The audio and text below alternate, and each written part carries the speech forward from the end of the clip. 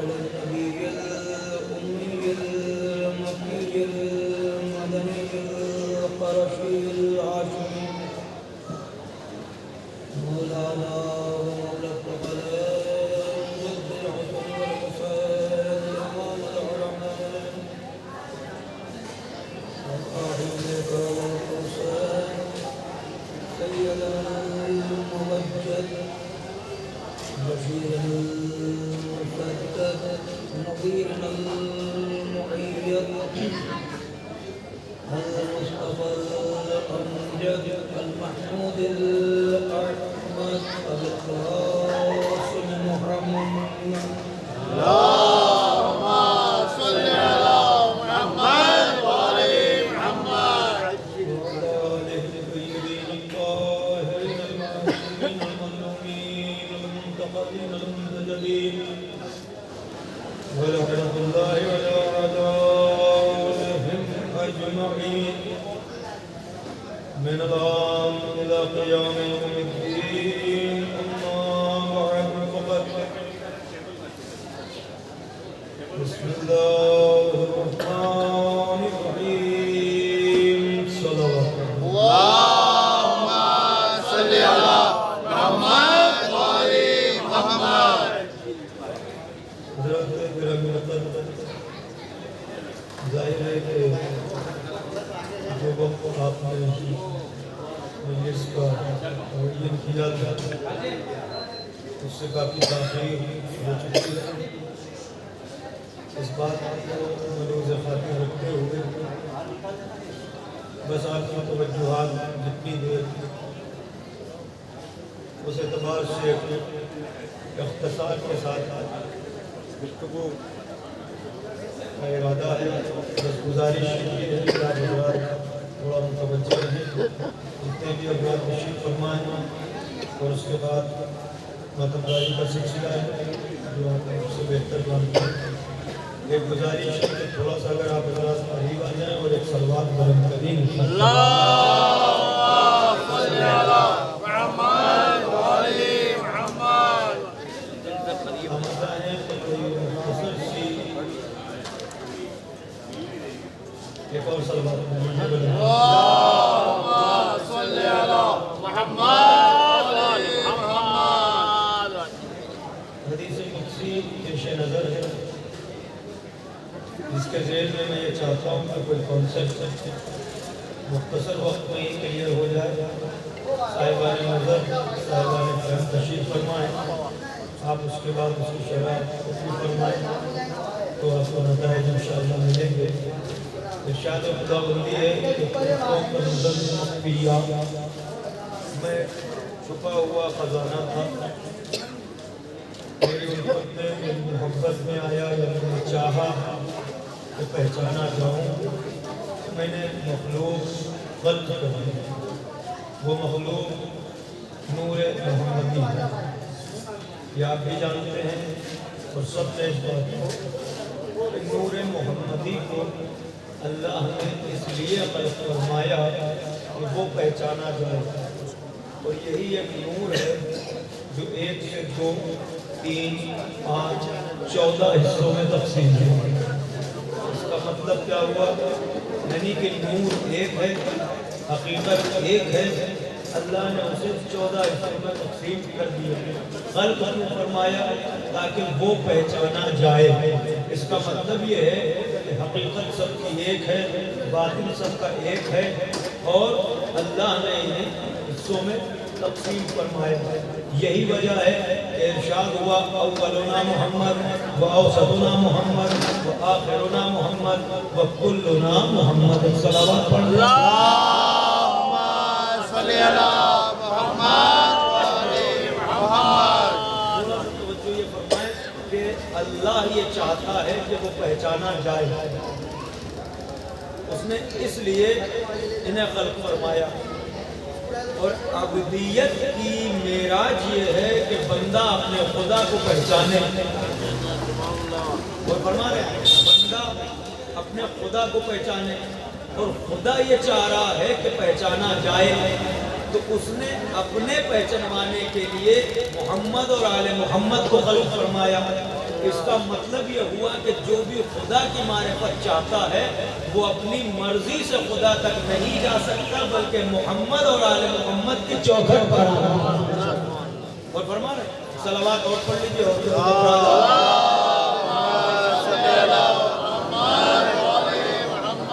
تھوڑا سا میں سمجھتا ہوں کہ جب مائک ہے آپ نے بھی صحیح ہے، تھوڑا سا آپ حضرات متوجہ رہیں، یہ فاصلہ اور پھر یہ سارے آج کل کے جو لوازم ہیں کہ ان کو بھی مجھے سے خاطر رکھنا ہے، مگر ان ساری لوازم کے باوجود آپ سے گزارش ہے کہ آپ توجہ فرمائیں گے۔ ایک بات میں کہنا چاہ رہا ہوں، اسی پہ بات کو مکمل کر دوں گا، شرح کریں گے تو کافی وقت لگے گا۔ اللہ نے محمد اور آل محمد کو اس لیے خلق فرمایا کہ وہ پہچانا جائے، وہ فرما رہے ہیں۔ اب امام علیہ السلام فرماتے ہیں، صاحبان نظر تشریف فرما ہے، امام علیہ السلام فرماتے ہیں کہ نورنا یفصل من نور ربنا، ہمارا نور اللہ کے نور سے جدا ہوا۔ کیا فرمایا؟ ہمارا نور، میں یہ بات اس لیے آسان کر کے اور عرض کرنا چاہ رہا ہوں تاکہ بچے بھی ہیں، چھوٹے برادران بھی ہیں اور یہ حضرات بھی اس چیز کو سمجھیں اور کانسیپٹ کیا ہے اسے ذرا محسوس کریں۔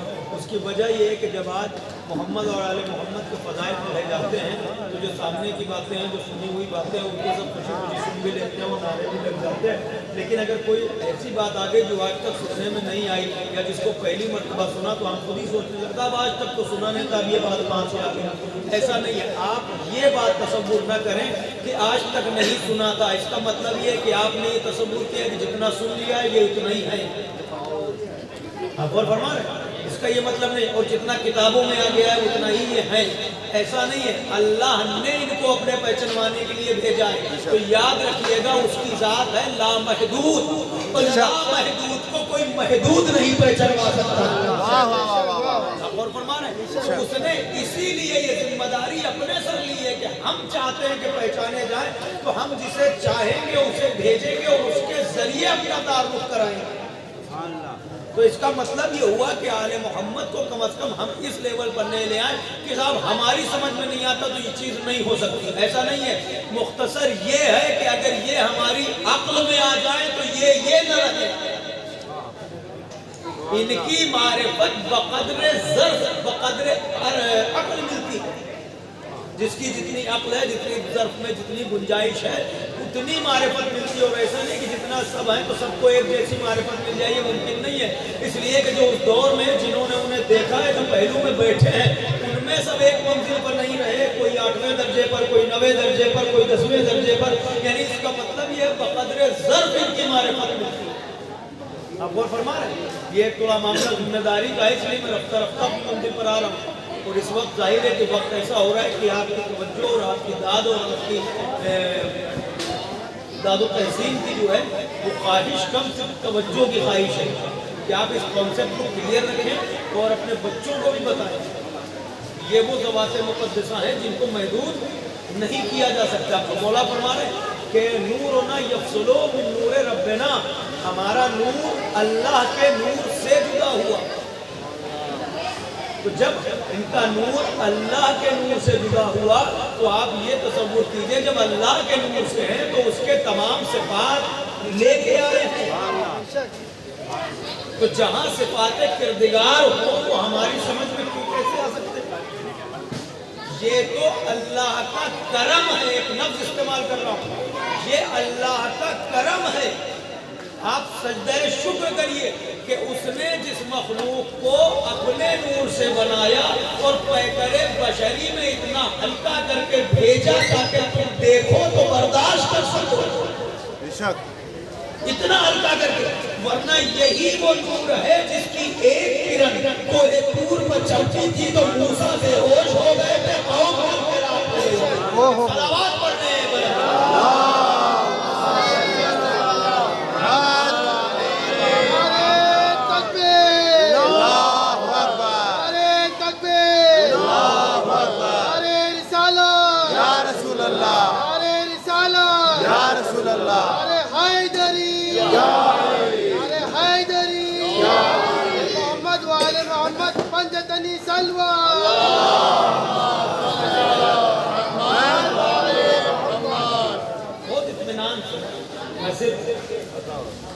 مضامین منتقل کرنے کی کوشش میں آپ اس چیز کو سمجھیں کہ جب اس نے اپنے نور سے بنایا تو تمام اوصاف کردگار یہ لے کے آئے ہیں، یعنی اب انہیں دیکھنا ہے ان سے پہچاننا ہے۔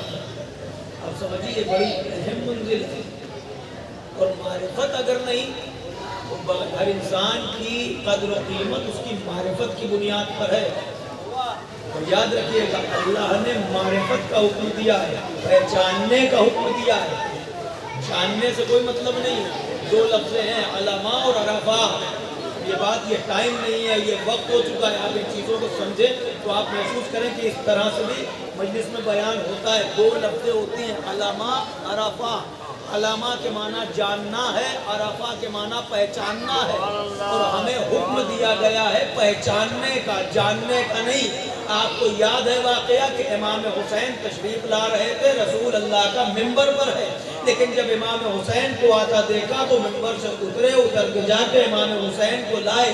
منبر پر لانے کے بعد یہ نہیں کہا یہ حسین ہے اسے جانو، حاضر حسین فارقو ہو، اسے پہچانو۔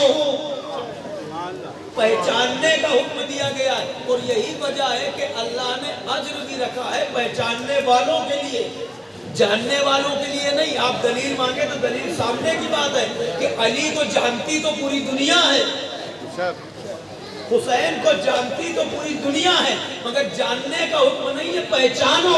اگر دنیا بھی پہچان لیتی تو وہ بھی یہی ہوتی جہاں ہم ہیں۔ اور فرما رہے کہ صلوات پڑھ لیجئے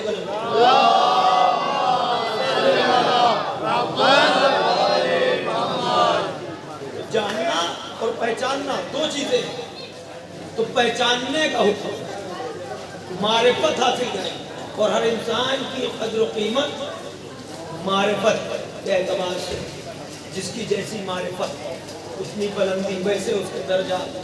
اور فرما رہے ہیں اللہ نے اس لیے خلق فرمایا ہے ان ذوات مقدسہ کو کہ وہ پہچانا جائے، اور مولا فرما رہے ہیں کہ ہمارا نور اللہ کے نور سے جدا ہوا، تو جب اللہ کے نور سے جدا ہوا تو تمام اوصاف کبریائی لے کے آئے، تاکہ ان میں دیکھنا ہے، اس کی صفات یہاں سے ظاہر ہوں گی، یہ اس کے اوصاف لے کے آئے ہیں، جب صفات یہاں سے ظاہر ہوں گی تو انہیں دیکھنا ہے اور اسے پہچاننا ہے۔ اور جب ان کی چوکٹ پر آپ آئے، ان کے کمالات، ان کے اختیارات، ان کے حق تصرف، ان کی قدرت کو دیکھا تو اب عقل حیران ہو گئی کہ یہی تو نہیں ہے، تو انہوں نے سجدے میں سر رکھ کے کہا سبحان رب العالی و بحمدہ۔ اب سمجھے آپ کی عقل نے سوال کیا کہ سارا اختیار تو ان کے پاس ہے، مگر یہ سجدہ کسے کر رہے ہیں؟ اس کا مطلب کہ کوئی ہے۔ اب کلمہ پڑھنے لگے کہ لا الہ الا اللہ، یہ سب کچھ ہے مگر خدا نہیں ہے۔ واہ واہ واہ،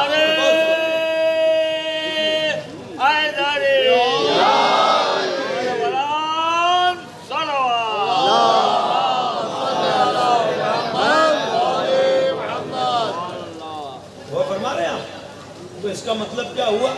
یعنی اوصاف کبریائی یہاں دیکھنا ہے، یہاں سے ظاہر۔ جب اوصاف کبریائی یہ لے کے آئے، ایک جملہ رکھ رہا ہوں نوجوانوں کے لیے کہ آپ ذرا مجھے بتائیں سوچ کے، اب اگر جب یہ اوصاف کبریائی لے کے آئے ہیں، ان کے ذریعے اسے پہچاننا ہے، تو اب اگر ان کی ٹھوکر سے مردہ اٹھ جائے یا اشارے پر سورج پلٹ آئے تو حیرت کیا ہے؟ اس میں حیرت کیا ہے؟ لیکن ہاں اب اگر یوں ہی کسی سے کہہ دیا جائے کہ ایسا ہوا تو انسان سوچنے پر نہیں، یہ فرش ازا پہ آنے والا مجمع ہے، یہ سامعین جانتے، یہ لمحہ عرفان ہے، یہ معرفت کی منزل ہے کہ اگر مردے کو جلا دیں یا نیت کر کے کسی زندہ کو موت دے دیں یا اشارہ کر کے سورج پلٹا لے تو یہ حیرت کا مقام نہیں ہے، یہ معرفت کا مقام ہے۔ کیونکہ یہ وہ نہیں ہے جن کو ہم اپنی عقل پہ لا کے، سب ہماری سمجھ میں نہیں آتا، ہماری سمجھ میں آئے کیسے؟ کیونکہ ہم مادے کی مخلوق ہیں، وہ نور خدا سے بنے ہیں۔ یہی سلسلہ اللہ نے، ارے ہم تو حادث، اب کون سی بحث چھڑ جائے گی ایک مجلس میں، ہم حادث ہیں، وہ قدیم ہے، قدیم براہ راست حادث تک نہیں آتا، اور حادث میں اتنی وسعت نہیں کہ وہ قدیم تک پہنچ جائے، اس لیے اللہ نے درمیان میں انہیں بنا کے رکھا ہے۔ اور فرما رہے ہیں کہ جو چیزیں ادھر سے آئیں وہ ان کے ذریعے آئیں، ادھر سے جو اعمال جائیں وہ ان کے ذریعے جائیں. اس لیے ہر زمانے میں اس نے ایک حجت رکھی، حجت زمانہ. اور فرما رہے ہیں حجت کا جو مرحلہ ہے یہ بھی ایک الگ موضوع ہے، بات دور تک نکل جائے گی. یعنی حجت خدا کو رکھا ہی اس لیے ہے اللہ کہ ہماری حجت ہیں، اور انہی کے ذریعے سے سارے معاملات. اور آپ جو ہے ماہ مبارک میں شب قدر میں یہ ساری چیزیں جانتے ہیں. جو صاحب الزمان ہوتا ہے، زمانے کی حجت ہو تو وہی سارا حساب و کتاب کر کے اور یہاں تک اختیارات لکھیں کہ جس کا چاہے رزق بڑھا دے، جس کی چاہے عمر بڑھا دے، پورے سال کا حساب و کتاب ہے وغیرہ وغیرہ. وہ ساری باتیں مجھے اپنی منتظر پر آنا ہے. اس کا مطلب کیا ہوا کہ اگر محمد اور آل محمد کے کوئی بھی کمال یا فضائل یا ان کی قدرت یا ان کا اختیار ہماری سمجھ میں نہ آئے تو یہ ایسی منزل نہیں ہے کہ ہم انکار کر دیں، کیونکہ انکار کرنے والا کفر میں مبتلا ہوتا ہے. یہ الگ بات کہ ہماری سمجھ میں نہیں آتا، لیکن جب رفتہ رفتہ وقت آتا ہے تو وہ چیزیں سامنے آ جاتی ہیں. اکثر آج کل ایسا سننے کو ملتا ہے، کبھی کبھی ہم لوگوں کے ساتھ بھی ایسا مرحلہ ہوتا ہے کہ صاحب وہ اکثر نوجوان جو ہیں بچے کہ صاحب آج تک یہ نہیں سنا تھا اور یہ آج پہلی مرتبہ سن لیا اور یہ ایسی چیز تھی اور یہ اتنا اختیار اور اتنا کمال. تو اور دوسری یہ چیزیں سائنس سے ثابت نہیں ہوتی. میں یہ آپ کی خدمت میں عرض کر رہا ہوں، خدا را آل محمد کو سائنس سے سمجھنے کی زحمت نہ کریں. سائنس نہیں بتائے گی کہ یہ کیا ہے، بلکہ سائنس کی اپنی ایک حد ہے. وہ مجھ سے جملہ سن لیجئے، اگر یہ زبان نہ کھولتے تو سائنس وجود میں نہ آتی. واہ واہ واہ واہ واہ واہ. سائنس انہیں ثابت کرنے کے لیے نہیں، وہ شاید ایک آدھ دو چہرے میری نظر میں ہے کہ اگر وہ سمجھ رہے ہیں میری بات کو، ایک ہی دو چہرے سے ہی میری بات پوری ہو جائے. سائنس ایجاد نہیں کرتی کچھ، بے شک بے شک. سائنس ایجاد نہیں کر سکتی، سائنس صرف انکشاف کرتی ہے. انکشاف کیا؟ چھپی ہوئی چیزوں کو ظاہر کرنا سائنس کا کام ہے. سائنس نہیں کو ہاں نہیں کر سکتی. غور کریے گا، نہیں کو ہاں کرنا یہ سائنس کے بس میں نہیں ہے. عدم کو وجود دینا یہ سائنس کے بس میں نہیں ہے. سائنس چھپی ہوئی چیزوں کو منکشف کر کے سامنے لاتی ہے، مگر اس کے لیے بھی کوئی دلیل ہو، اسے کوئی یہ تو بتائے کہ کچھ چھپا ہے. نہیں سمجھے ابھی آپ؟ اسے کوئی بتائے کہ کچھ چھپا ہے.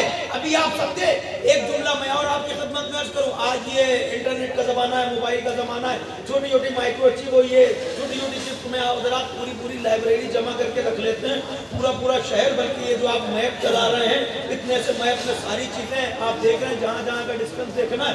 صاحب سائنس نے ترقی کر لی. دیکھیے اتنی سی چیز میں یہ سائنس کھوج کے لائی کہاں سے یہ چیز. اگر منبر پر علی نے نہ کہا ہوتا کہ میں وہ نقطہ ہوں جو پھیل جائے تو قرآن، سمٹ جائے تو نقطہ، تو سائنس کو یہ راہ ہی دیکھنے کو نہ ملتی کہ نقطے میں قرآن بھی ہوتا. بے شک بے شک. تو یہ انکشاف ہوا کیسے اگر علی نہ فرماتے؟ اور اس طرح کی جتنی بھی ترقی، ایک انگریز نے لکھا نا کہ آج دنیا جتنی ترقی کر رہی ہے، اگر ہم علی کے زمانے میں ہوتے تو یہ دنیا اس وقت اتنی ترقی کر چکی ہوتی. اور پھر ایک طنز کیا مسلمانوں پر کہ نہ جانے یہ کیسے مسلمان تھے علی کے سامنے، جو علی سے کچھ سیکھنے کے بجائے کچھ معلوم بس یہی پوچھتے رہے کون سے جانور انڈے دیتے ہیں، کون سے جانور مچھلی دیتے ہیں. ایک بات اور یہ کلیئر ہو رہی ہے کیا کہ ان سائنس کے ذریعے آل محمد کو نہ سمجھ سکتے. یہ حجت خدا ہے، نظام کائنات ان کے اشارے پر چلتا ہے. سمجھ رہے ہیں پوری. اچھا بلکہ صاحب الزمان کے لیے میں ایک فقرہ اور آپ کی خدمت میں عرض کروں، کیونکہ ہر امام اپنے دور میں صاحب الزمان ہے اور ہمارے زمانے کے امام وہ الگ بات کے پردے میں ہیں. اور پردے میں ہیں یہ ماننا پڑے گا آپ سے مطلب دنیا کو، کیونکہ حجت کی تعریف ہی یہی ہے جو خلق سے پہلے بھی ہو، خلق کے ساتھ بھی ہو، خلق کے بعد بھی ہو. بے شک بے شک. حجتوں قبل الخلق مع الخلق بعد الخلق. حجت وہی ہے جو خلق سے پہلے بھی ہو، خلق کے ساتھ بھی ہو، خلق کے بعد بھی ہو.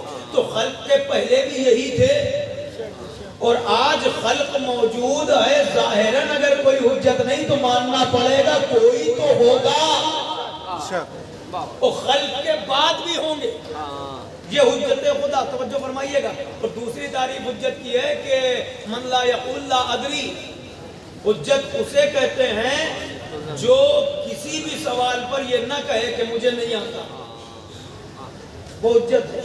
آپ غور فرما رہے ہیں؟ تو اب اس سلسلے کو ذرا آگے بڑھائیے۔ مرحلہ یہ ہے کہ جب اللہ نے ہی انہیں اپنے پہچانوانے کے لیے بھیجا ہے تو اب انہیں دیکھنا ہے اور اللہ کو پہچاننا ہے۔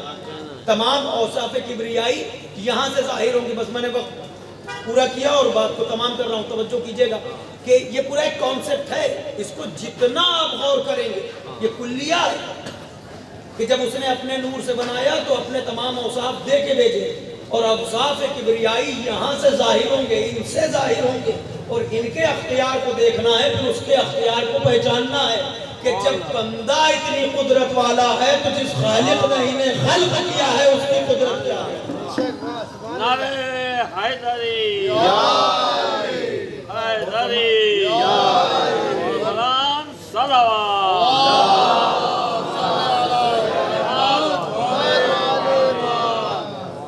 غور فرمایا آپ نے؟ تو اب بڑی بہت ساری باتیں رہ جاتی ہیں، اور ظاہر ہے کہ ہے ایسا، اس بات کا مجھے احساس ہے، مگر آپ اتنی توجہ کر رہے ہیں اتنا ہی کافی، میری بات آپ سے منتقل ہو جائے۔ عطا کیا علم ایک اور سلوات پڑھ دیجیے۔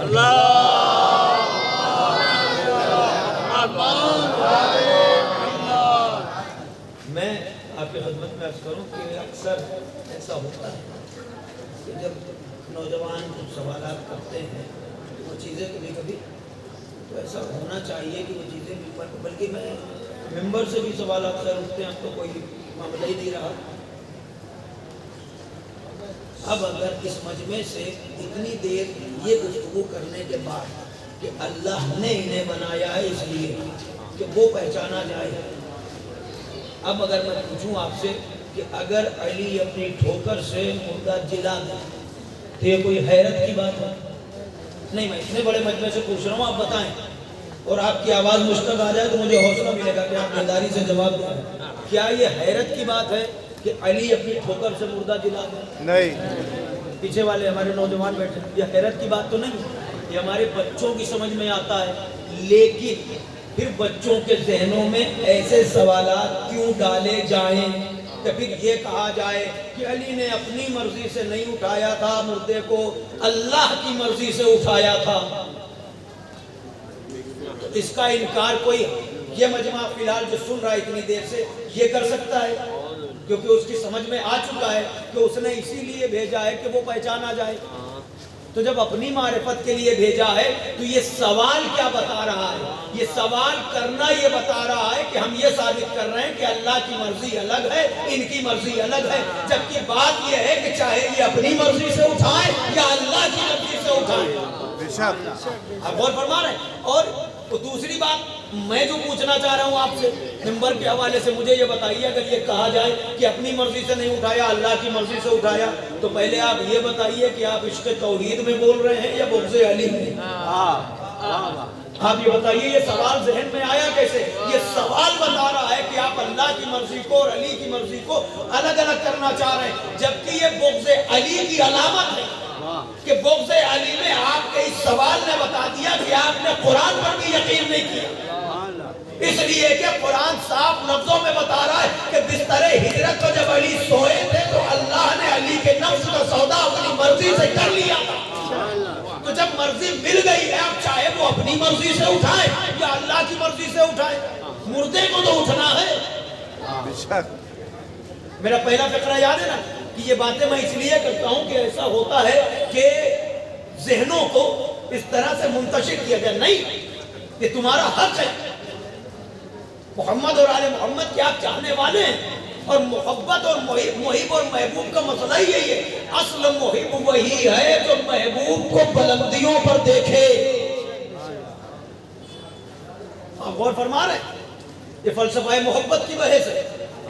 اچھا اگر یہ مان لیا جائے چلیے، لیکن ایسا ہے نہیں، کیوں؟ کیونکہ قرآن پھر کہہ رہا ہے وَمَا تَشَاءُونَ إِلَّا يَشَاءَ اللَّهُ، اے اہل بیت رسول تم وہی چاہتے ہو جو میں چاہتا ہوں.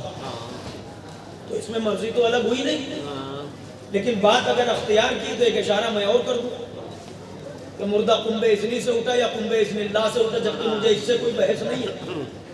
میرا اپنا ماننا یہ ہے، جو بات آپ بھی مان رہے ہیں، آپ نے تائید بھی فرمائی، چاہے اپنی مرضی سے اٹھائیں یا اللہ کی مرضی سے اٹھائیں، عمل تو ہوگا، مردہ تو اٹھے گا. چلیے یہاں پر تو آپ نے کہہ دیا اپنی مرضی یا اللہ کی مرضی.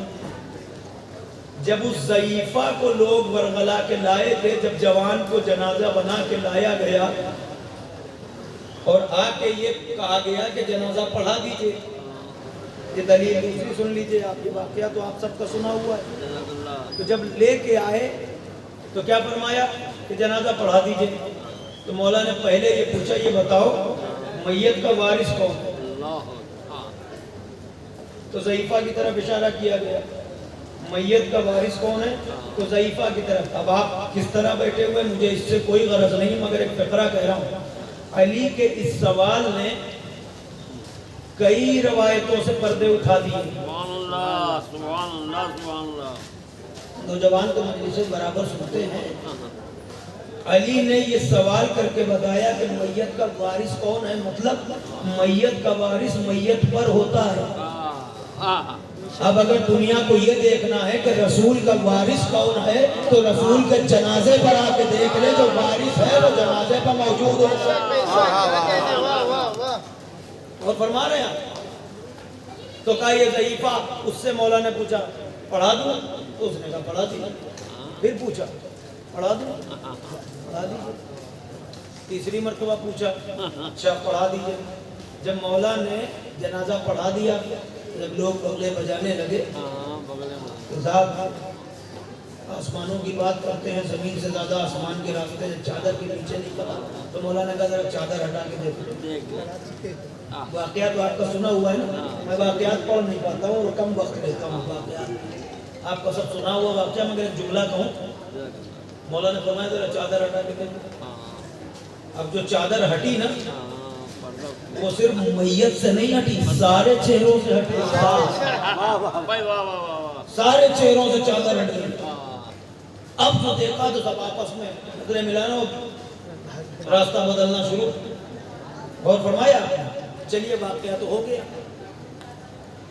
میں آپ سے پوچھ رہا ہوں، وہاں تو کہا کہنے والے نے کہ اپنی مرضی سے اٹھایا کہ خدا کی مرضی سے اٹھایا. اب میں پوچھ رہا ہوں کہ یہ بتاؤ یہ مرا کس کی مرضی سے؟ یہ مرا کس کی مرضی سے؟ اب اتنا بڑا مجمع ہے، جتنے برس کا جو انسان یہاں بیٹھا باشعور مجھے اتنا بتائے، جتنی عمر ہے اتنے مرتبہ یہ واقعہ آپ نے سن لیا ہوگا، یہ میرا یقین ہے. کبھی آپ نے یہ سنا یا پڑھا کہیں کہ علی نے جنازہ پڑھنے سے پہلے حکم دیا ہو کہ جنازہ تیار ہو جائے تو پڑھو؟ کبھی سنا آپ نے علی نے اسے مرنے کا حکم دیا، روح نکلنے کا حکم دیا، جنازہ تیار ہونے کا حکم دیا؟ اتنا ملا کہ پڑھا دوں، اس نے کہا پڑھا دیجئے. اب میں پوچھ رہا ہوں کہ یہ مرا کس کی مرضی سے؟ اور صاحبان نظر بزرگ بھی تشریف فرمائے، مجھے اتنا بتا دیجئے سب سے پوچھ کے کہ جنازہ پڑھنا ہے نا، تو جنازہ جب سامنے ہوگا تب جنازے کی نیت ہوگی. جنازے کی نیت تب ہوگی جب جنازہ سامنے ہو. وہ لائے سب زندہ ہیں، وہ علی نے حکم بھی نہیں دیا، تو یہ مرا کیسے؟ کیا کہنے ہیں بھائی، واہ واہ. یہ مرا کیسے؟ روح نکلی کیسے؟ کہا تمہیں نہیں پتا مولانا. اب ساری بات یاد آ جاتی ہے. قبلہ آپ کو نہیں پتا؟ جو روح ہے وہ قل الروح من امر ربی، روح جو ہے وہ امر رب ہے، علی صاحب امر ہے. اچھا تو اب یہاں یاد آیا کہ علی صاحب امر ہے. یہ مرا کیسے؟ علی نے کہا نہیں کہ جنازہ تیار ہو جائے. یہ مرا اس لیے علی نے جیسے ہی ارادہ کیا کہ جنازہ پڑھنا ہے تو واجب تھا کہ سامنے جنازہ موجود ہو. واجب تھا کہ سامنے جنازہ موجود ہو. علی نے بتانا یہی چاہا کہ جب کوئی یہ کہے کہ کس کی مرضی سے تو اسے اس واقعے کو سنانا کہ کہنا ضروری نہیں ہے. علی اگر ارادہ کر لے تو زندہ مردہ ہو جائے، مردہ زندہ ہو جائے. آگے دیکھو صرف کہنا نہیں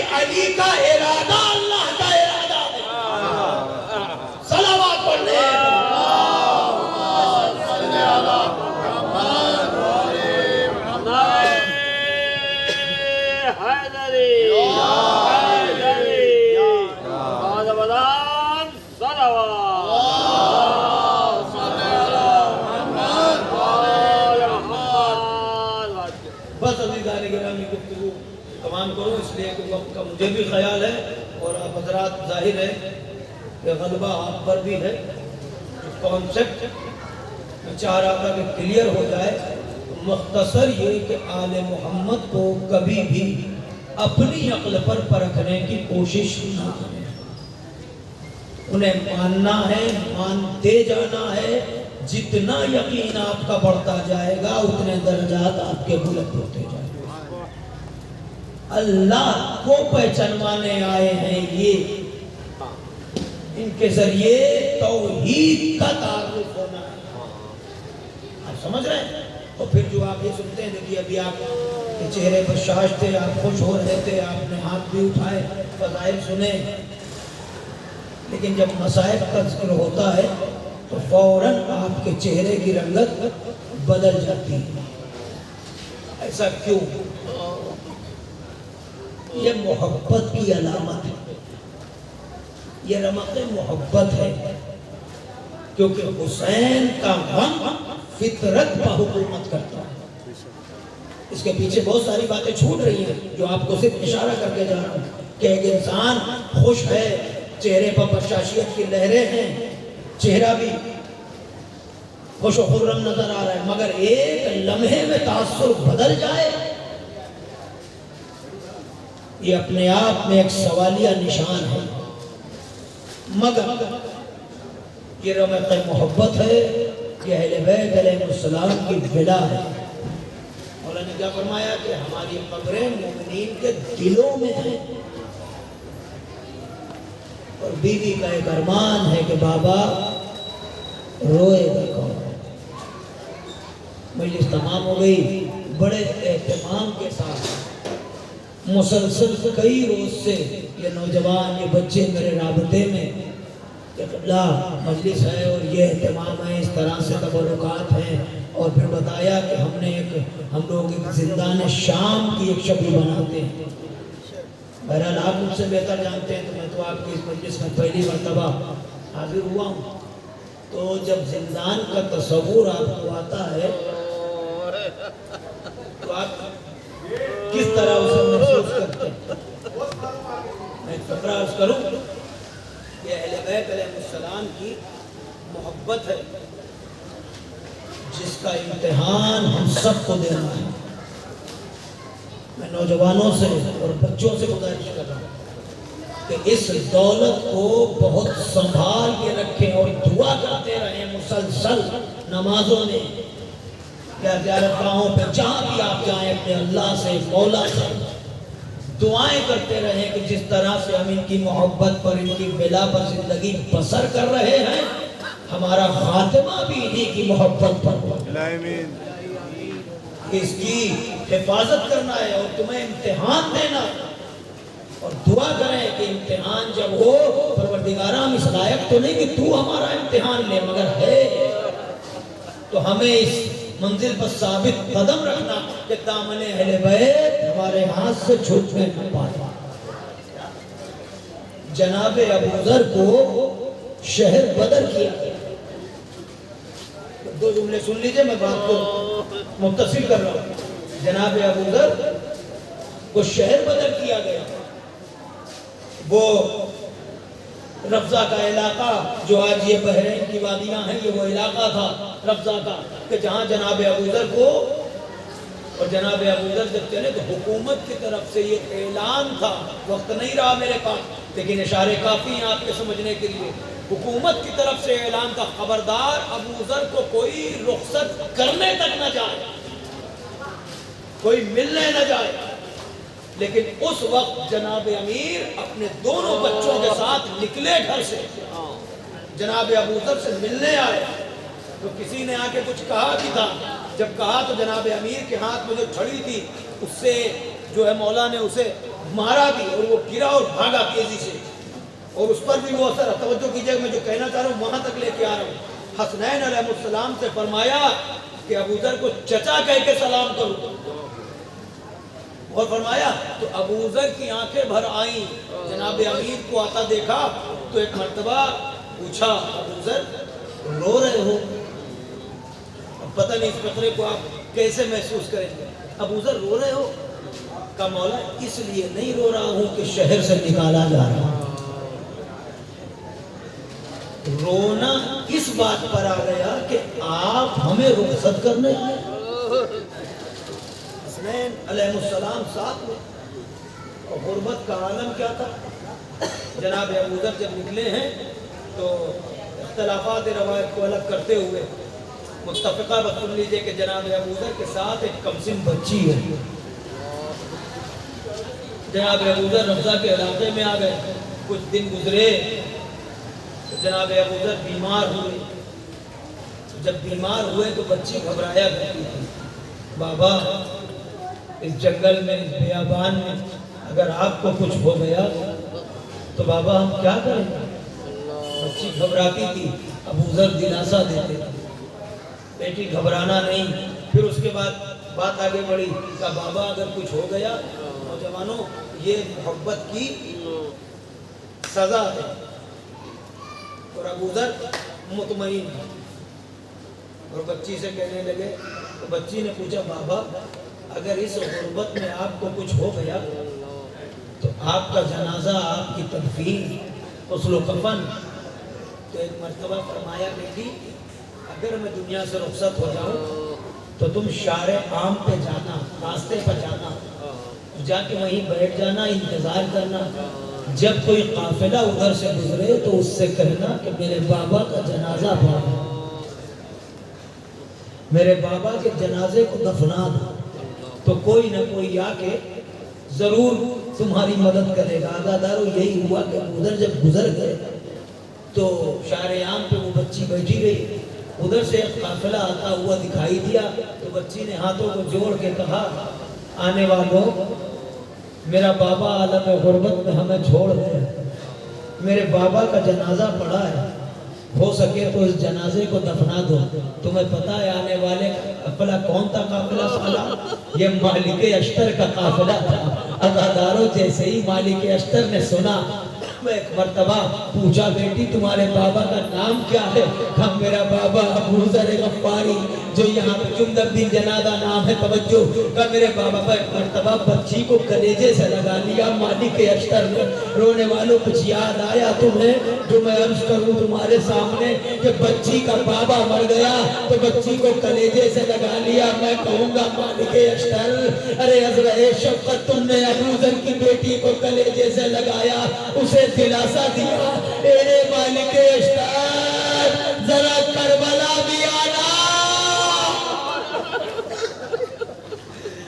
عزادارو سنو گے ہوا یہی کہ ایک مرتبہ مالک نے ابو ذر کی بیٹی کو ساتھ لیا, پہنچے, اہتمام کیا, غسل و کفن دیا. غسل و کفن کے بعد ابو ذر کے جنازے کو دفنایا. جنازہ دفنا دیا گیا. ایک مرتبہ بچی اپنے بابا کے جنازے سے لپٹ چکی تھی, اب قبر پر آ کے لپٹ گئی اور کہنے لگی بابا میں تمہاری قبر کو چھوڑ کر نہ جاؤں گی, میں تمہاری قبر کی مجاوری کروں گی. رونے والوں تمہیں پتا ہے کیا ہوا؟ مالک اشتر قریب آئے, سر پر دست شفقت پھیرا, بچی کو اٹھا کے کلیجے سے لگایا. میں کہوں گا مالک اشتر ابو ذر کی بیٹی کو اس طرح سے قبر سے اٹھایا. ہائے سکینہ کا مقدر جو اپنے بابا کے بے سر لاشے سے لپٹی تھی, ظالموں نے تماچے لگائے, ارے بالوں کو پکڑ کے اس طرح سے اٹھایا. رونے والوں میں نے فضائل میں تم سے کوئی گزارش نہیں کی. مجھے معلوم ہے یہ وقت وہ تھا کہ تم اس طرح سے ہمارے ساتھ نہیں چلتے, میں نے زیادہ وقت تمہارا نہیں لیا, مگر ایک گزارش ہے کہ آپ مصائب میں پرسے میں کوئی کمی نہ کرنا, کہ وہ بھی آتی ہے پرسہ لینے کے لیے. دست رومال سیدہ تمہاری آنکھوں کے سامنے ہے, اب سال آئندہ وہی روئے گا جو رہے گا. اجرکم اللہ. عزادارو ایک مرتبہ ابو ذر کی بیٹی کو اٹھایا, بچی کہتی رہی چچا میں اپنے بابا کی قبر کو چھوڑ کے نہ جاؤں گی, میں اپنے بابا کی قبر کی مجاوری کروں گی، اتنا سننا تھا۔ مالک اشتر نے کہا بیٹی گھبراؤ نہیں میری بچی، تم میری بیٹی کے ساتھ رہنا، ہم تمہیں اپنے گھر لے کے چلیں گے۔ جب تم کہو گی نا کہ بابا کی یاد آ رہی ہے، ہم تمہیں تمہارے بابا کی قبر بنائیں گے، ہم تمہارے بابا کی قبر کی زیارت کرا دیا کریں گے۔ عزادارو تمہیں معلوم ہے کہ یہاں ابو ذر کی بیٹی کے لیے مالک اشتر موجود ہے۔ ہائے حسین کی یتیمہ جو بابا سے شہادت کے بعد ملی، تو عجب عالم ہے کہ حسین کا جسم تو ہے مگر سر نہیں ہے، اور جب زندان میں ملی تو سر ملا مگر وہاں حسین کا جسم نہیں ہے۔ اجرکم اللہ، یہ اندھیرا تم نے اس لیے کر لیا کہ ان غریبوں کو یاد کر سکو۔ حسین کی شہادت کے بعد ظلم کی انتہا نہ رہی، شام غریبہ نے جب دامن پھیلایا، اللہ اکبر، حکم یہ ملا کہ فوج جفاکار کو حکم ملا خیام حسینی کو لوٹ لو۔ جب خیمے لٹ رہے تھے رونے والوں، تمہیں پتا ہے ایک ملعون یہ کہتا ہے کہ میں کیسے خیمے میں گیا جہاں ایک بچی مسلح پر ہاتھوں کو پھیلائے بیٹھی تھی، اس نے جب مجھے دیکھا تو کہنے لگی شیخ تو خیمے میں آ گیا، آخر وجہ کیا ہے کہ ہم خیموں کو لوٹنے آئے ہیں۔ بچی سہم گئی، کہنے لگی کہ تو لوٹنے آیا ہے، مجھے ہاتھ نہ لگانا، جو تجھے چاہیے تو لے جا، مجھے ہاتھ نہ لگانا، میں سید زادی ہوں۔ عزادارو یہ کمسن بچی آپ سمجھ گئے کون ہے؟ تو وہ ملعون یہ کہتا ہے کہ میں نے خیمے میں چاروں طرف نظریں پھیری، مجھے کچھ نظر نہ آیا۔ ایک بارگی جب بچی پر نظر پڑی تو دیکھا کانوں میں گوشوارے نظر آئے۔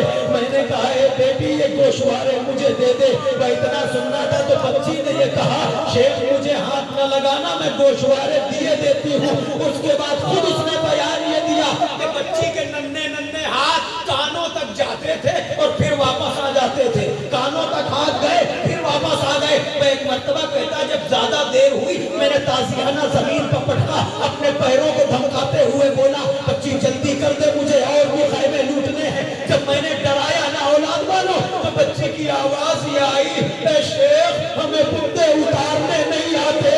عزادارو اتنا سننا تھا کہ معلوم آگے بڑھا، رخساروں کو تماچے، کانوں پہ گوشوارے چھینے، بچی طرف کو قرآن کا رخ کر کے نجات دو۔ اجرکم اللہ، اللہ ان آوازوں پر نزول رحمت کرے۔ تمہیں کوئی غم نہ دے سوائے غم آل اطہار علیہ السلام کے۔ عزیزان گرامی اس بے دردی سے سکینہ کے گوشوارے چھنے۔ بات کو بات سے مربوط کر رہا ہوں، ایک فقرہ اس بھائی کا سنو۔ خدا نہ کرے کہ کوئی بھائی اتنا مجبور ہو، سجاد مدینے آ گئے، کسی نے پوچھا تھا کہ سکینہ کے گوشوارے چھن گئے تھے، کانوں کی لبیں زخمی تھی۔ آپ کو پتا ہے رونے والوں سید سجاد نے فرمایا واہ کاش یہ فقرہ تم محسوس کر سکو۔ فرمایا کہ جب مولا جب زندان میں اپنی بہن کا جنازہ اٹھایا مولا کیفیت کیا رہی ہوگی؟ ہتھکڑی بندے ہاتھوں پر بہن کا جنازہ ہے۔ ایک فقرہ کہوں نوجوانوں، سید سجاد کا یہ فقرہ شاید تم سمجھ سکو۔ فرماتے ہیں کہ میری بہن اس وقت عالم یہ تھا واضحۃ یدیہا علی اذنیہا حتی ماتت۔ تم نے سنا نا کہ کربلا میں گوشوارے چھنے تھے۔ مولا سجاد فرماتے ہیں کہ سکینہ زندان میں مرتے مر گئی، ہاتھ کانوں پر رکھے تھے۔ جب فکرے یاد آئے تب رو لینا رونے والوں۔ اللہ تمہیں کوئی غم نہ دے، بروز محشر کو آنکھیں ہرگز نہ روئیں گی جب دنیا میں حسین کو روئی ہے۔ توجہ سجاد، انصاف کرو نوجوانوں۔ 11ویں محرم کی صبح ہے، کشتہائے نجس اٹھا لیے گئے۔ اب جب اہل حرم نے مقتل پر نظر کی تو انہیں کیا نظر آیا ہوگا؟ سجاد کے چہرے کا رنگ بدلنے لگا۔ کیا دیکھ رہے ہیں؟ ادھر بابا کا لاشا، ادھر چچا کا لاشا، ادھر بھائی کا لاشا۔ زینب کو کہنا پڑا سجاد تیرے چہرے کا رنگ متغیر ہو رہا ہے، مردوں میں اب کون ہے صبر کرو سجاد۔ کہنے لگے پھوپھی اماں وہ بیٹا کیسے صبر کرے، ارے جس کے بابا کا لاشا، ارے بیٹا اتنا مجبور کے ہاتھ میں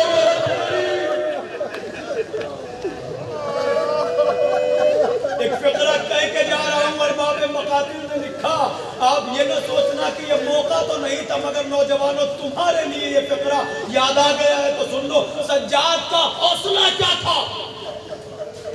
کربلا میں 23 برس کے سید سجاد حوصلہ کیا تھا؟ عالم یہ ہے کہ ہم کہتے ہیں بیمار کربلا 9 محرم سورج ڈھلنے والا ہے کہ حسین خیمے سے نکلے۔ یہ فقرہ ارباب مقاتل نے لکھا، شاید یہ پورا مرثیہ ہے تم اگر سمجھ سکے۔ خدا نہ کرے کسی جوان کے سامنے کسی کے باپ پر کوئی مصیبت آئے، اس لیے تمہیں احساس دلا رہا ہوں۔ میں ایک مرتبہ حسین خیمے سے نکلے، فرماتے ہیں میرا بیٹا علی نظر نہیں آ رہا۔ کسی نے کہا مولا ابھی یہیں پر تھے۔ مولا اور آگے بڑھے، میدان کی طرف بڑھے تو کیا دیکھا؟ سامنے سے سید سجاد چلے آ رہے ہیں۔ لباس جنگی کچھ نہیں ہے، صرف ایک کرتا ہے جسم پر۔ سید سجاد کو آتے دیکھا، کہنے لگے میرے لال کہاں گئے تھے؟ کافی دیر ہو گئی۔ تو کہا بابا ہم جب سے عرض کربلا پر آئے ہیں روزانہ ہم سنتے ہیں کہ اب فلاں کا لشکر آیا، فلاں کا لشکر آیا۔ بابا ہم دیکھنے گئے تھے کہ یزید نے کتنی فوج بھیجی ہے۔ اب بھی متوجہ نہیں ہوئے آپ؟ فقرہ سنیے۔ کہا میرے لال پھر کیا دیکھا؟ کہا بابا آپ فکر نہ کریں، سجاد کے حوصلے دیکھو، آپ فکر نہ کریں بابا، کل صبح کا سورج نکلنے دیجئے، ایک طرف سے میرا چچا عباس ہوگا، ایک طرف سے آپ کا بیٹا علی ہوگا۔ بابا یہ لشکر رکنے والا نہیں، رائی کے تانوں کی طرف بکھر جائے گا۔ اتنا سنا پشت پر ہاتھ تو رکھ دیا حسین نے۔ حسین پلٹ کے خیمے میں آئے، مسلح بچھا کے فقرہ جب کہا ہاتھوں کو اٹھایا، کہنے لگے پالنے والے میں عباس کو روک لوں گا، میں عباس کو روک لوں گا، مگر سجاد تیرا نمائندہ ہے، سجاد کو تو روک لے۔ اب تو سجاد خیمے میں آئے، ایسے غش کے عالم میں گئے کہ سجاد بیمار کربلا بن کے اٹھے۔ یہ ہے بیمار کربلا۔ آئے سید سجاد، سب دیکھتے رہے۔ عالم یہ تھا کہ حسین نے جب آ کے رخصت آخر کے وقت شانے کو ہلایا میرے لال، تو سجاد آنکھیں کھول کے پوچھتے آپ کون؟ اپنے بابا کو نہیں پہچان سکے تو کہا میرے لال تمہارا بابا حسین۔ بس اتنا سنا تھا، سجاد نے پلٹ کے پوچھا بابا چچا عباس کہاں گئے؟ اطمینان سے میں اپنی منزل پر آ رہا ہوں، توجہ کیجئے گا۔ اب یہی سید سجاد صبح 11 محرم کی نمودار ہوئی، اہل حرم کو اسیر کرو۔ اسیر کرنے کے لیے پھر اس کے بعد شمر ملون آ کے یہ کہتا ہے، بس میں منزل کی طرف آ رہا ہوں، کہنے لگا میں نے سنا ہے کہ حسین کی ایک بیٹی ہے جسے حسین بہت چاہتے تھے۔ اولاد والوں امام حسین کو پرسہ دینا، توجہ سے سنیے گا۔ تو کسی نے اشارہ کیا یہ جو بچی کھڑی ہے جس کے رخسار پر نیل پڑے ہیں، یہ حسین کی بچی ہے۔ عزادارو فقرہ یہ کہا اس ملعون نے، اس بچی کی سزا یہ ہے کہ اس کو اونٹ کی ننگی پشت پر تنہا بٹھایا جائے۔ میں دو فقرے پڑھ کے آگے بڑھوں گا، تفصیل ہو ہی نہیں سکتی بیان۔ تو کسی نے پلٹ کے جواب دیا ارے شمر یہ اتنی کمسن بچی ہے، تنہا اونٹ کی پشت پر رک نہ سکے گی۔ تو کہا ایسا کرو ایک رسی لے کے آؤ، اس رسن سے اسے اونٹ کی ننگی پشت پر جکڑ کے باندھ دو۔ اب آپ سمجھ گئے کہ جب اونٹ چلتا ہے تو اونٹ کی پشت پر جو کوہان ہوتی ہے وہ ہڈی آگے اور پیچھے ہوتی ہے، جتنی اسپیڈ سے اونٹ چلتا ہے۔ سکینہ ہر قدم آواز دے رہی تھی چچا بابا،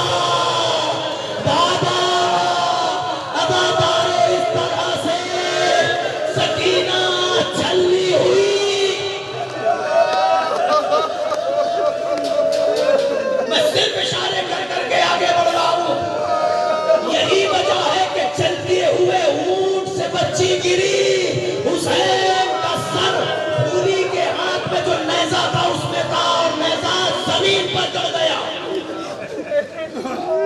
واقعہ مجھے نہیں پڑھنا، توجہ، قافلہ چلا، اور مختصر کر دی میں نے بات۔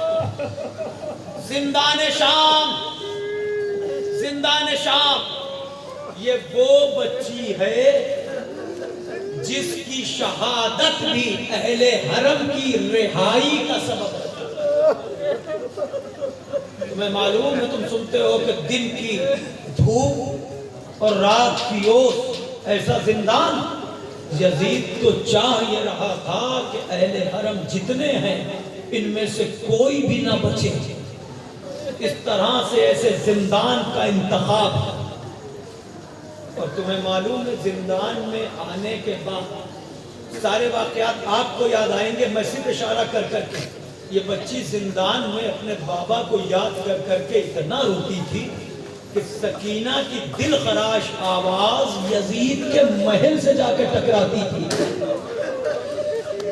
تب یزید کی زوجہ ہند نے جب یہ بار بار آواز سنی تو اپنے شوہر سے، یزید سے یہی کہا تھا کہ اے میرے والی، یہ جو اس مرتبہ زندان میں قیدی آئے ہیں ان کی دل خراش بین یہ بتاتے ہیں کہ ان پر ظلم کیا گیا۔ جب آپ کو واقعہ سنایا جاتا ہے کہ ہند چل کے آئی تھی ملاقات کے لیے، مجھے وہاں بھی نہیں عرض کرنا، میں مجلس کو تمام کر چکا ہوں، آپ صرف ایک اشارہ اور ایک یاد، ایک تصور لے لیجئے، مجلس تمام ہو جائے گی۔ اور یہ بچی کبھی اپنے بابا کو، کبھی اپنے چچا کو، سب کو یاد کر کر کے، اور اکثر پوچھا کرتی تھی پھوپھی اماں شام کا وقت ہے تو پھوپھی اماں یہ پرندے کہاں جا رہے ہیں؟ پھوپھی اماں یہ پرندے کہاں جا رہے ہیں؟ بیٹی یہ اپنے اپنے آشیانوں کو واپس جا رہے ہیں، اپنے اپنے گھروں کو واپس جا رہے ہیں۔ تو بچی آہستہ سے کہتی تھی پھوپھی اماں کیا ہمیں بھی اپنے وطن جانا نصیب ہے؟ اجرکم اللہ، اللہ ان آوازوں پر نزول رحمت کرے رونے والوں۔ تو بس ایک مرتبہ کبھی پھوپھی کبھی ماں کلیجے سے لگا لے۔ توجہ عزیزان گرامی، پیاس کا یہ عالم تھا کہ جو بیان نہیں کیا جا سکتا، صرف محسوس کیا جا سکتا۔ سید سجاد سے طویل گفتگو ہے جناب سکینہ سلام اللہ علیہ کی، اور سجاد کو ایک اور قلق تھا، مدینے آ کے کہتے تھے کہ اے کاش میں نے اپنی بہن کو اجازت نہ دیا ہوتا۔ یہ کہہ کے روتے تھے، مولا کون سا واقعہ ہوا، کب اجازت دی؟ کہ دوران سفر جب دھوپ میں روکا گیا تو دور ایک درخت تھا، میری بہن نے پوچھا کہ بھیا تھوڑی دیر میں سائے میں چلی جاؤں، تو میں نے اسے اجازت دے دیا۔ میری بہن درخت کے سائے میں پہنچی بھی نہ تھی کہ ادھر سے شبر آ گیا۔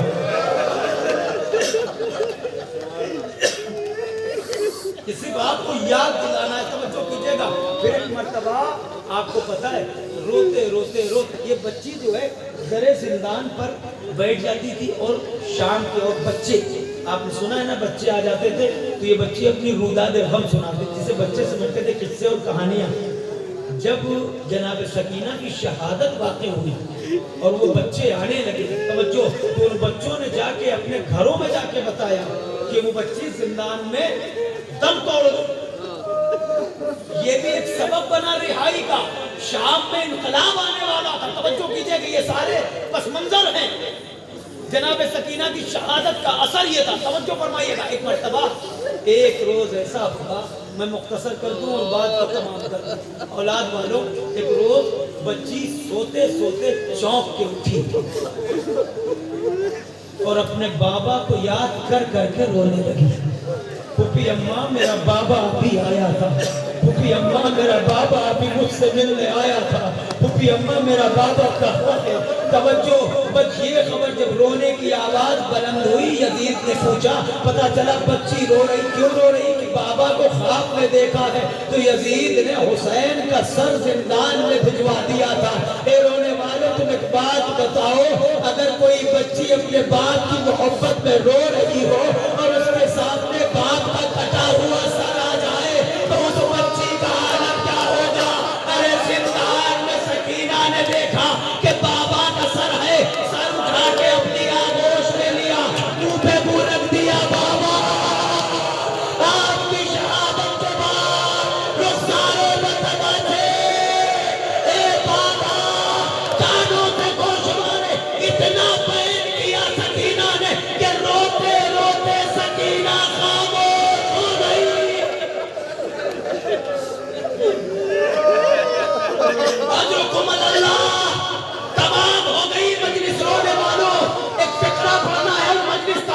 وقت ہو گیا، توجہ۔ ایک مرتبہ سکینہ خاموش ہوئی، سجاد نے شانہ ہلایا، کوئی جواب نہ ملا، آواز دی انا للہ۔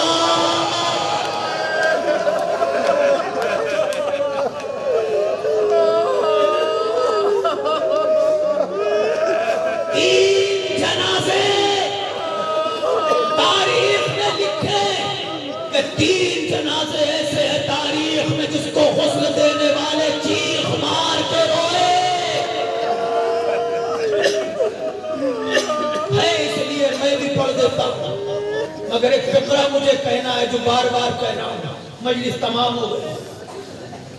ایک جنازہ نبی کی بیٹی کا،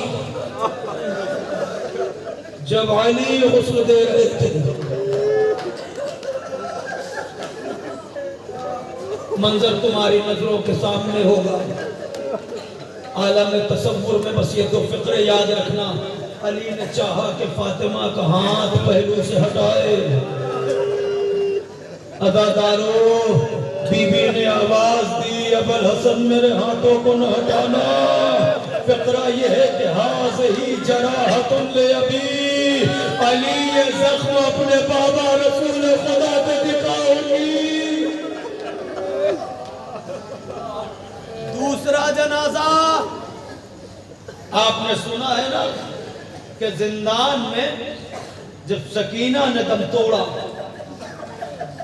تو غسالہ کا ذکر ملتا ہے کہ غسالہ آئی، تو اس نے کیا کہا، اولاد والوں، اے بیویوں یہ بتاؤ یہ بچی کس مرض میں مبتلا تھی؟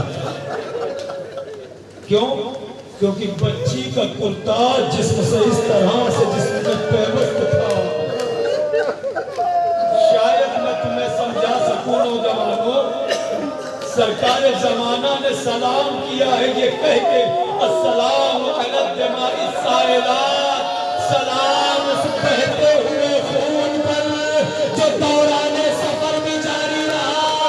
علماء فرماتے ہیں ایک خون پشت سجاد سے جاری رہا جو تازیانوں کو تازیانے کھاتے رہے، اور ایک خون جو کربلا سے چلا تو سکینہ کے کانوں سے بہا۔ جب اونٹ کی ننگی پشت پر باندھا گیا تو سکینہ کا سینہ چھلی ہوا، اور شام تک آتے آتے اتنے تازیانے پڑے کہ غسالہ نے پوچھا کہ بچی کا لباس جسم سے اس طرح سے چپکا ہوا ہے، کیا اسے کوئی مرد تھا؟ بیویوں میں کوہرام مچا، واہ سکینہ!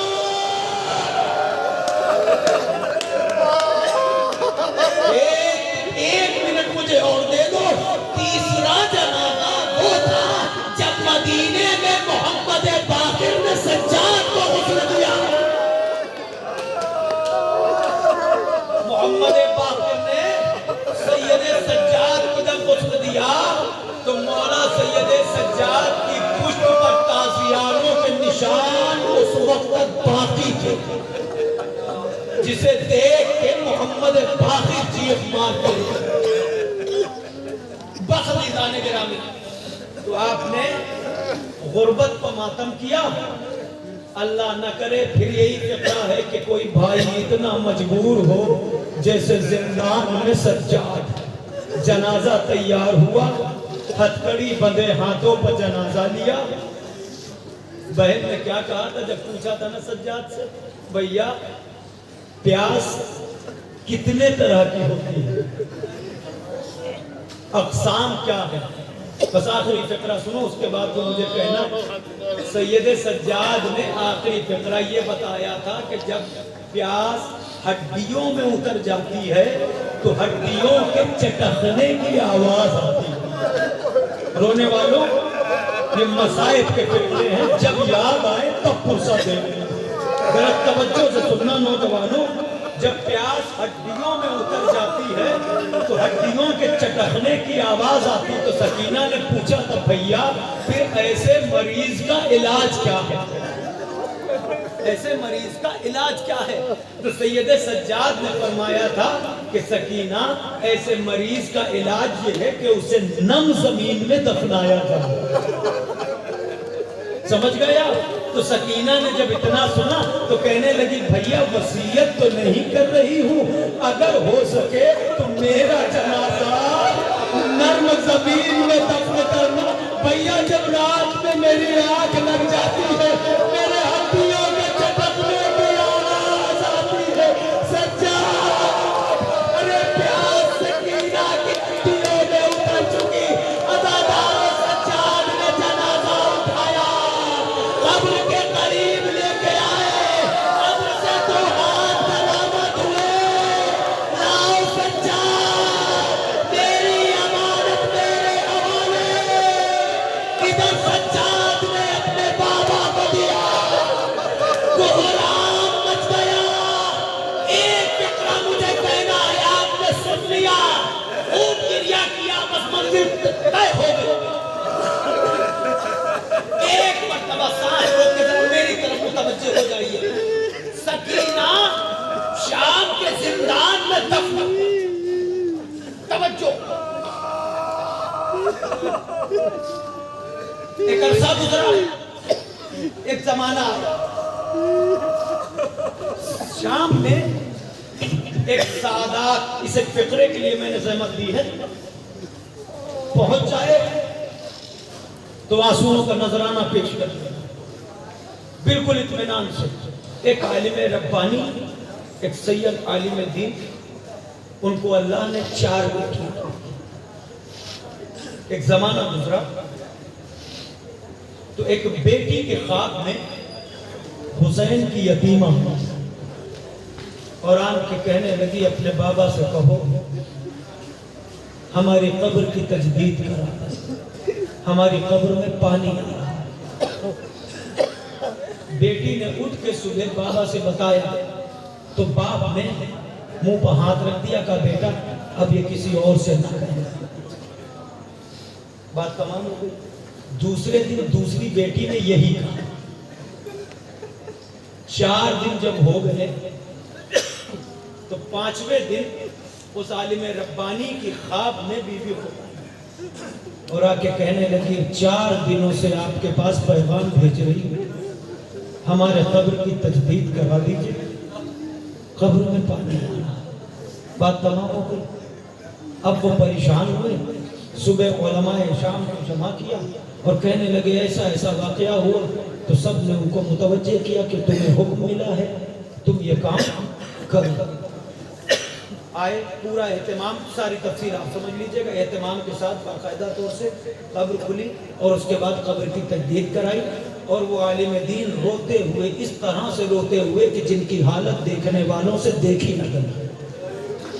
میں تفصیل کچھ نہیں عرض کروں گا، بس ایک فقرہ سن لیجئے جو انہوں نے کہا۔ میں ایک مرتبہ اس طرح سے روتے بلکتے اور فراغت کے بعد باہر آئے تو لوگوں نے پوچھنا شروع کیا کہ قبلہ آپ نے کیا دیکھا، قبلہ کیا حال تھا؟ اور حسین کی یتیمہ کے مصائب تو اتنے ہیں، اتنے تماچے، اتنے، رخسار بھی نیلے، گلا بھی زخمی، کان بھی زخمی۔ ارے 4 سال کی عمر میں اتنی تو زندگی نے اسے دن بھی نہ دیے تھے جتنے شروع میں تماچے دیے تھے۔ توجہ عزادارو، ایک مرتبہ چیخ مار کے روئے اور کہنے لگے آج کے بعد یہ نہ پڑھنا کہ حسین کی بیٹی کو کفن دیا گیا، حسین کی بیٹی کو کفن نہیں ملا۔ ہم نے اسی کرتے میں دیکھا ہے جس کا دامن شام غریبہ میں چلا تھا۔ آئے سجاد کی غربت، زندان شام، بہن کا جنازہ اپنے بندے ہاتھوں سے